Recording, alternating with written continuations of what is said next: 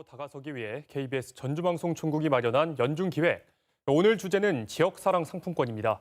익산참여연대 이상민 사무처장과 자세한 이야기 나눠보겠습니다. 안녕하십니까? 안녕하세요.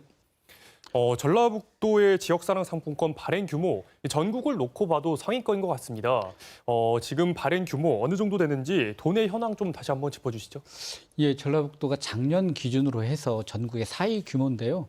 저희가 이번에 자체 조사를 해봤더니 1조 1,700억을 네. 발행을 하고 있습니다. 그래서 대단히 큰 규모인데 이렇게 규모가 큰 이유는 이제 군산이 고용위기 지역으로 지정이 되면서 군산의 몫이 굉장히 크고요.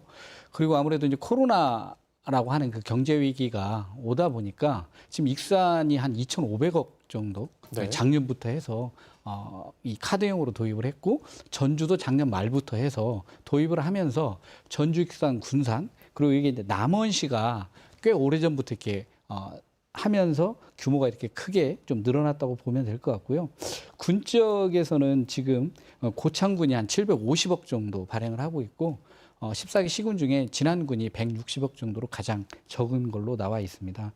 그래서 이제 이 전라북도가 이렇게 규모가 커진 건 그동안 어떤 지역 경제에 대한 자체 고민도 있었고 어떤 지역화폐에 대한 어떤 노력들이 좀 전제되었는데 이러한 부분들이 코로나 경제 위기와 맞물리면서 더 확장되었다고 봐야 될 것 같습니다. 네네.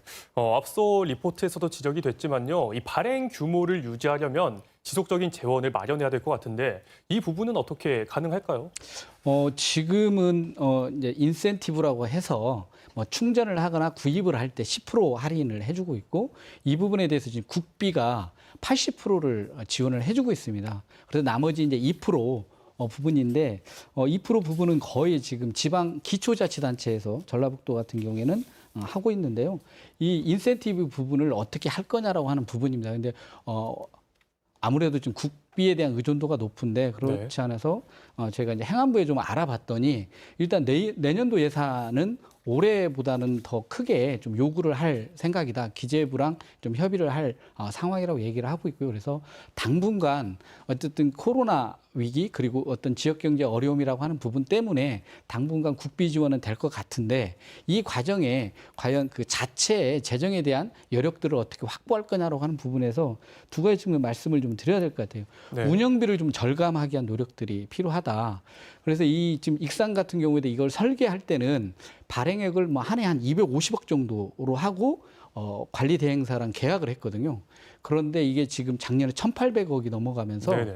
어떤 1.2% 발행액에 대한 1.2% 이렇게 되다 보니까 관리 운영비가 너무 많이 들어간다. 좀 이런 문제가 있고요.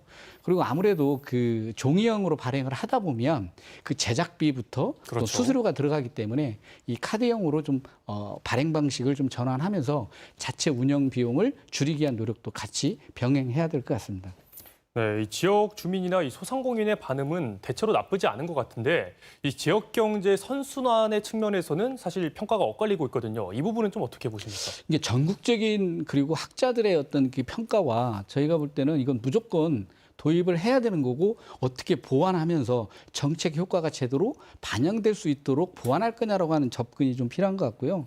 뭐 앞에서 뭐 지역 주변 자치단체에 영향을 준다든지 이런 말씀을 좀 주셨는데 사실은 전라북도도 그렇고 대형마트로 인한 어떤 지역 경제 어려움을 해소하기 위한 노력들을 상당히 많이 했었지 않습니까? 이제 그런 부분들 때문에 지역화폐 논의도 있었고 사실은 그때 뭐 착한 소비, 윤리적 소비를 이야기하면서 그걸 끌어올리려고 했었는데 사실 그때는 경제적 인센티브가 거의 없었거든요. 네. 그러다 보니까 그런 활동들이 어려웠는데 이번에 어쨌든 이런 지역화폐가 상당히 어쨌든 토대가 구축이 되어 있다. 그런데 이런 부분에 어떤 지역 공동체 그리고 지역의 가치 어떤 착한 소비라고 하는 이런 지역적 가치들을 어떻게 녹여내면서 이런 문제점들을 해결해낼 거냐라고 하는 부분은 전라북도 그리고 저희 입장에서는 이건 선택의 문제가 아니라 좀 어쨌든 우리가 극복해야 될 그런 네. 과제라고 봐야 될 것 같습니다. 네. 현재 주어지는 이런 할인이나 적립 등의 혜택이 줄어들거나 없어지면 지역 화폐를 쓰겠냐 이런 의견도 있거든요. 이 부분은 좀 어떻게 보시는지? 그 부분이 영향을 미치는 건 사실일 거라고 보고 있고요.